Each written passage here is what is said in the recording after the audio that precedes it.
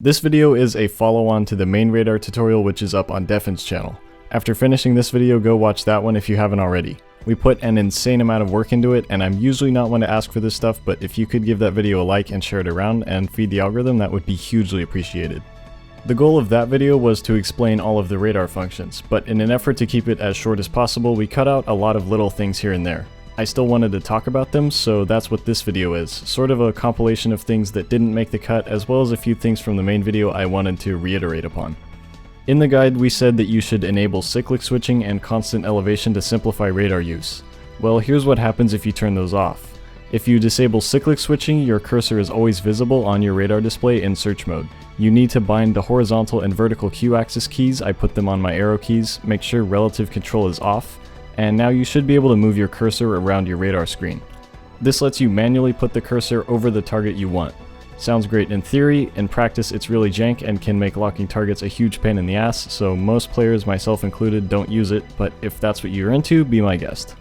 In narrow scan with manual cursor control enabled, the radar will move its scan area left and right to keep the cursor centered, but what most people don't know is that you can actually use the same cursor left and right keys to do this without having manual cursor control enabled.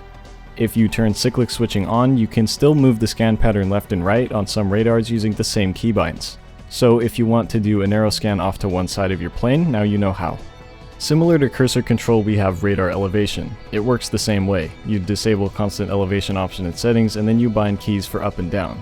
And now the radar becomes locked to the horizon, and you can move your scan area up and down instead of having it always follow your nose. Like with cursor control, using this is kind of a hassle and I don't recommend it. But again, if you like using this, go ham. In the video we said that if there's an asterisk next to range or next to scan area, you can change it. This is true most of the time. On the MiG-21 radar there's no asterisk, but you can adjust the scan pattern in the vertical direction. Then on the Kernas 2000's radar, there is an asterisk in the ACM mode, but if you try to adjust the scan area, nothing happens. Those are the only two exceptions I can think of, but there might be more.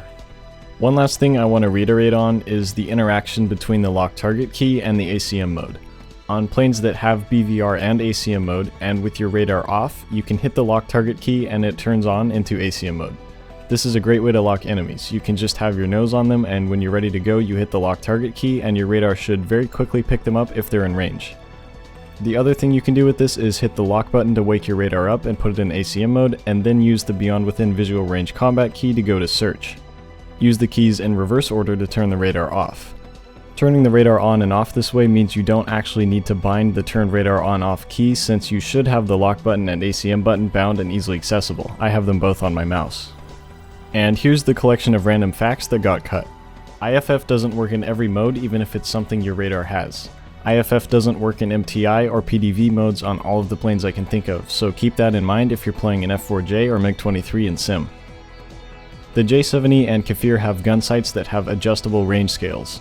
If you use rectangular radar, it actually hides all of the range number. The alternative ranges are 10 km for the Kafir and 15 km for the J7E. What are you going to do with a 15 km lock in the J7E? I've got no clue. Knock yourself out though. MiG-23 radars forcibly switch between MTI and LD at 1800 meters. We forgot to clarify that this is 1800 meters above ground level since it goes off the radar altimeter. Interestingly, it doesn't forcibly switch in ACM mode, so you can enter ACM MTI, and as long as you don't touch any radar keybind, you can sort of Trojan horse ACM MTI up to high altitude. MiG-23ML, MiG-23MLA, and MiG-23MLD all have different names for their radars, but all three radars are identical in War Thunder. The American F-8E has IRST, but the IRST has no ACM mode, can't seamlessly transfer to radar lock like the newer Soviet jets can, and more importantly, the F-8E doesn't carry missiles that support radar slaving. So its IRST is about as useless as it gets in AirRB. Maybe it's useful in Sim for spotting unspotted targets or something.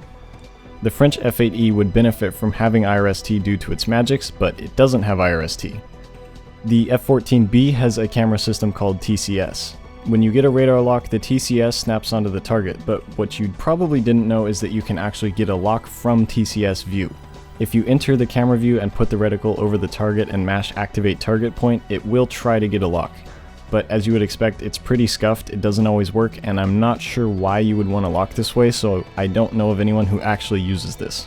Speaking of F-14 radar, its ACM mode absolutely sucks, having only 9 km of range instead of the usual 20 or so. If you want to lock a specific target past 9 kilometers, the easiest way to do this is to throw it into narrow scan with 37 kilometer scale and try to put the scan area over the target as sort of a poor man's ACM mode. This works on the J8B as well, which lacks ACM mode completely. The lowest BR plane that has Pulse-Doppler is the T2 at 9.7. There's really not much use for it apart from maybe finding unspotted enemies flying at low altitude, but you can technically face Pulse-Doppler jets when you're playing 8.7. Most radars only have 1 or 2 modes, but the radar that has the most modes belongs to the Mirage 2000-5. It has Pulse, Pulse-Doppler, Pulse-Doppler head-on, TWS, and Pulse-Doppler velocity head-on. We forgot to mention this in the video, but radar gun targeting works with IRST on the MiG-29 and Yak-141. If you're gonna use the radar gun targeting computer, I do recommend using it with IRST instead of radar since it tends to hold locks better as it can't be chaffed or anything. And as an added bonus, it doesn't set off their RWR. The planes that can switch lock type from Pulse to Pulse-Doppler seamlessly without unlocking and relocking include both F-14s, all 3 Mirage 2000s, and both Tornado F-3s. The MiG-29s and Yak-141 can switch between a Pulse-Doppler lock and a Pulse-Doppler head-on lock. Those were all of the fun facts I could think of at the moment. Usually I would say I hope you learned something useful, but I'm not sure how much of that was really useful, so I hope you found it entertaining. Again, go watch our radar guide on DEFYN's channel if you haven't already, share it around when you see people asking how to use radar, all that good stuff. I have spent so much time working on these 2 radar videos in the past month, I am really just done with radar and ready to move back to making some more comparison videos. I appreciate the support, come join my Discord and hang out, and thanks for watching.